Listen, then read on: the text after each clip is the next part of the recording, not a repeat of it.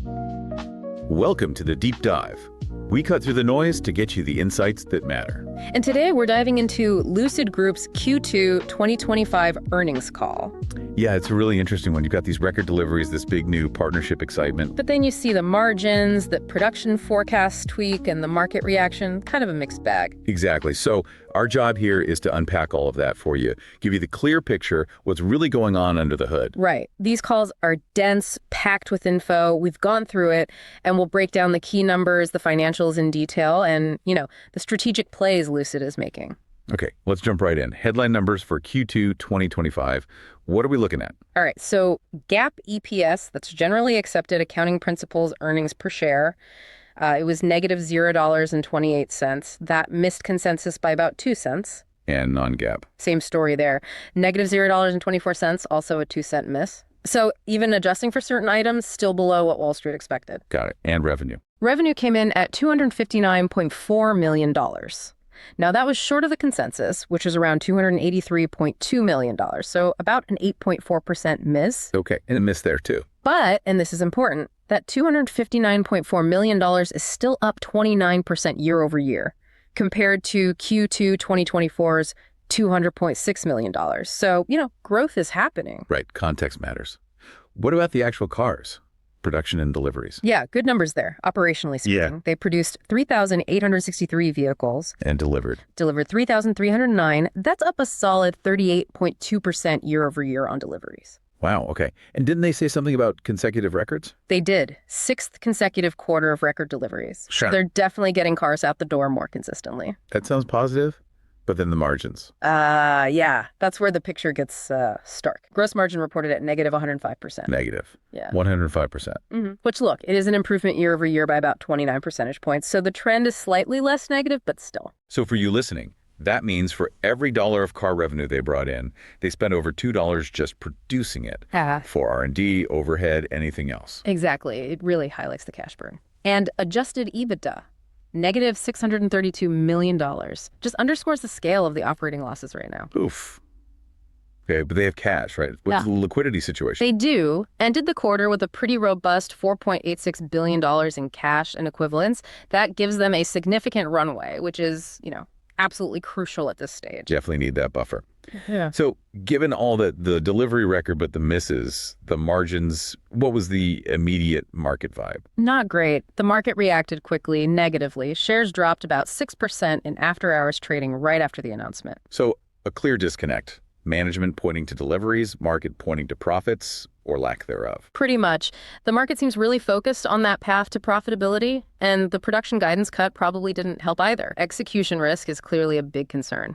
Okay, let's peel back the layers on those financials then.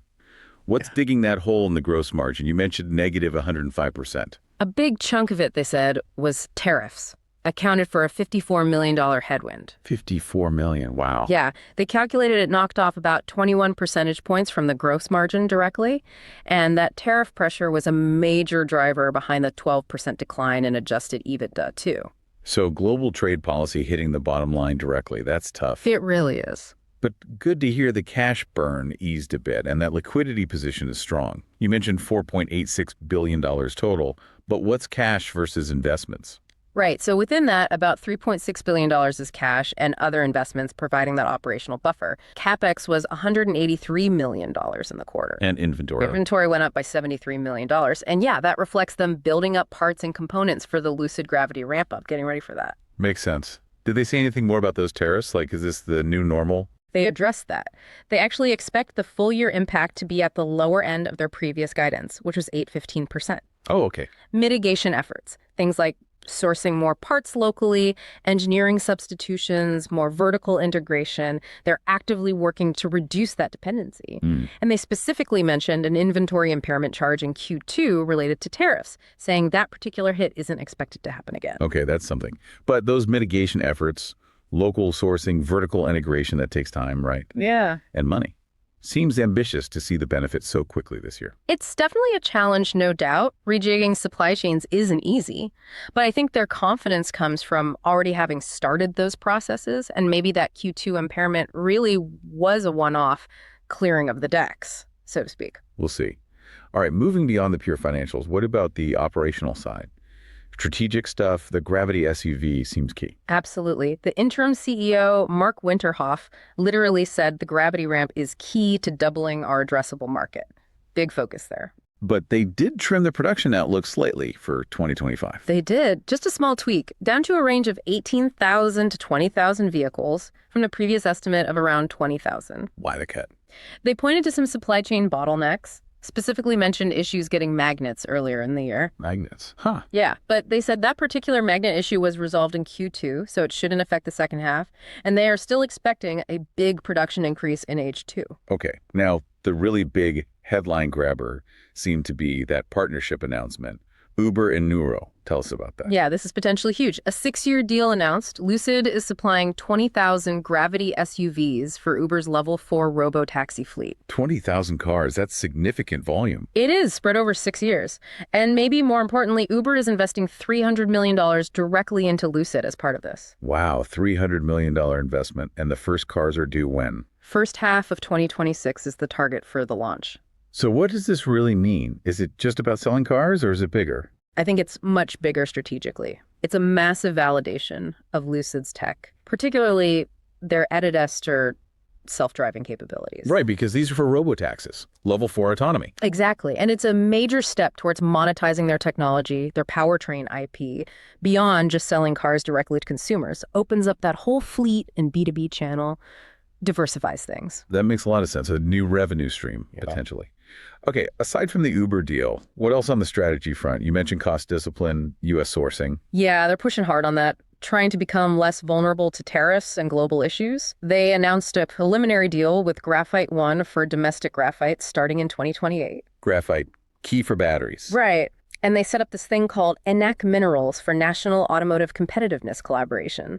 Plus, Panasonic's new U.S. battery factory in Kansas, opening soon, should help strengthen their domestic supply from 2026. Building that U.S.-based ecosystem. Exactly. Resilience. And they're also trying to boost the brand, right? I saw something about Timothy Chalamet. Yeah, kind of interesting. He's their first global brand ambassador. A new Gravity campaign with him is launching in early September, trying to elevate that luxury image. Oh, tech updates. Anything for current owners. Yep. A software update for DreamDrive Pro, their ADS system. It now allows hands-free driving and lane changes for Lucid Air owners. Gravity owners get it later this year. Hands-free driving. Okay. And looking ahead, the 2026 Lucid Air is getting a new battery pack, pushing the EPA range up to 431 miles. 431 miles. That's impressive range. It is. And another small but important detail, the Air models are now using the same AC compressor as the Gravity. That points towards more part commonization, which is key for lowering costs down the line. Good catch. They also like to highlight performance, don't they? Oh, yeah. They mentioned the Air Grand Touring's Guinness World Record for longest EV journey on a single charge, and the Air Sapphire being named the quickest car and driver ever tested, 0-60 in 1.9 seconds. 1.9 seconds. That's insane. It really is. And even the Gravity Dream Edition, the SUV, they highlighted its performance matching a Rivian R1S quad motor in the quarter mile, beating a Corvette Z06 to 150 mile per hour. So they're definitely flexing their engineering muscles, making sure people know these are high-performance luxury vehicles. Absolutely. It builds the brand cachet, even if, the core challenge is still getting to volume production profitably. These records help justify the premium positioning. Right. It's part of the image. What about charging? Any updates there? Yeah, a practical one for owners. Lucid Air owners can now use Tesla superchargers in North America with an adapter. That opens up a lot more charging options on top of the existing CCS network access. That's a big convenience win for owners. Right. Removes a barrier. Okay, let's look further out. The next big thing after Gravity. The mid-size platform. Still on track, they say. That's the roughly $50,000 EV platform. Production target is still late 2026, with deliveries ramping through 2027. And we'll see it when. Official unveil, planned for CES 2026. They stressed it's designed from the ground up for lower cost, higher volume. Learning lessons from the Gravity. And the powertrain for that. The Atlas powertrain, also on track. Aiming for similar, maybe even better efficiency than current models, but at a significantly lower cost. That mid-size platform is really their play for much bigger volumes. Okay, shifting gears a bit. Capital structure. There is news about a reverse stock split. Yes. They announced a 1-for-10 reverse split. It needs shareholder approval expected in early September. So for you listening, if you own 10 shares now, you'd own 1 share after, but the price per share would theoretically be 10 times higher. Your total investment value stays the same, initially at least. Right. The main reason they do this is often to boost the share price above certain thresholds, making it more appealing or accessible for some institutional investors who might have rules against holding very low-priced stocks. Makes sense. Anything else on the finance side? Yes. Bonds. They mentioned their 2026 convertible bond. They're managing that, planning to potentially refinance or repay it towards the end of 2025 or early 2026, keeping an eye on market conditions. Got it. And any big macro factors they called out? Policy changes? Yeah, the big one is the upcoming elimination of the $7,500 federal EV tax credit. That's set to go away starting in Q4 this year. Ouch. That's a headwind for the whole industry, really. For sure. They said they have countermeasures planned for Q3 to try and offset that impact, but didn't detail what those are yet. Okay, so let's try to synthesize this for investors. We keep coming back to that disconnect, right? Management focus versus market focus. Absolutely. A management's narrative is look at the record deliveries, the tech validation from Uber, the gravity ramp, the future mid-size potential, operational progress. But the market's shouting. Negative 105% gross margin. Production guidance trimmed.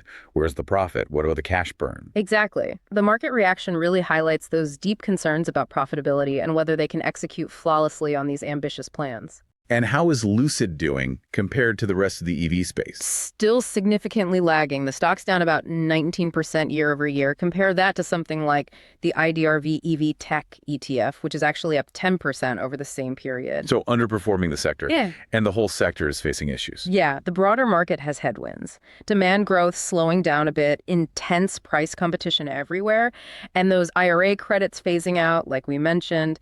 It makes internal challenges even tougher, especially for companies relying on imports hit by tariffs. So if you're watching Lucid closely, what are the key things to look out for next? The catalysts. Okay, a few key dates and events. First, the Q3 delivery report due early October. That'll be the first real data point on how that gravity ramp is actually going. Crucial numbers there. What else? Second, the formal unveiling of that mid-size platform at CES in January 2026. That's the first look at their volume play. Okay. Third, any news on tariff relief or maybe more details on domestic sourcing incentives tied to the Inflation Reduction Act, anything that helps that margin picture. Right, policy matters. And finally, that first handover of vehicles to the Uber robotaxi fleet. That's slated for the first half of 2026. Seeing that actually happen would be a big milestone. So pulling it all together, the big picture view. Lucid is trying hard to shift the story from just burning cash for growth to actually achieving operating leverage, making money on the cars. And it all comes down to execution. Precisely. Can they execute the gravity ramp perfectly? Can they control costs? Can they show a clear, believable path to positive gross margins by 2026 like they aim to? The cash buffer helps. It does. It buys them time. But if they stumble on execution, the bears will point to the risk of needing more cash, meaning more potential dilution for existing shareholders. That's the tightrope they're walking. Okay, now let's pivot to our not financial advice segment. Quick reminder, this is purely speculative chat for entertainment. Definitely not a recommendation to buy or sell anything. Absolutely. Do your own research. Talk to a professional. This is just us thinking out loud about possibilities. So given that negative market reaction, the drop after earnings, and apparently a spike in bearish options activity, what's an outrageous but plausible trade idea someone might consider? Well, you saw that market reaction, and reports noted a jump in volume for, specifically, the weekly $4 strike put options right after the call. Puts betting on the price going down, and the $4 strike was active. Right.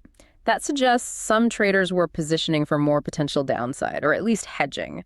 So an aggressive speculative idea, again, highly risky, could be some kind of bearish options play. Like what? Buying puts. Maybe something like buying out of the money puts, meaning puts with a strike price below the current stock price. And you time the expiration for, say, shortly after that Q3 delivery report comes out in early October. So you're basically betting that the Q3 numbers might disappoint on the gravity ramp, or the EV headwinds get worse, pushing the stock down further before those options expire. Exactly. You'd be trying to leverage the market's existing caution, that put skew we saw where downside bets are more expensive, and capitalize if the company doesn't quite hit those ambitious second half RAM goals they've set out. High risk, potential for high reward if you're right, but also potential to lose your entire premium if you're wrong. Definitely outrageous, potentially plausible if things don't go smoothly for them in Q3. Okay, let's wrap this up. So recapping Lucid's Q2 2025, a real mix. Strong delivery growth continued, that exciting Uber partnership announced. But offset by those deep negative margins, the tariff hits, and that slight cut to the production outlook, which definitely spooked the market. Yeah, they're investing heavily in tech, in the Gravity, in the future midsize platform, expanding their reach. But the core question hangs over everything. Can the engineering brilliance and these strategic deals finally turn into actual sustainable profits, positive gross margins? Well, the competition, the execution challenges, the cash burn just keep dominating the story. It really feels like a race against time for them. These next few quarters, especially watching that Gravity ramp and the path to the mid-size reveal, seem absolutely critical in defining their long-term future in this incredibly tough EV market. We definitely encourage you to dig into the details yourself. Think about what this means not just for Lucid, but for the whole EV landscape going forward.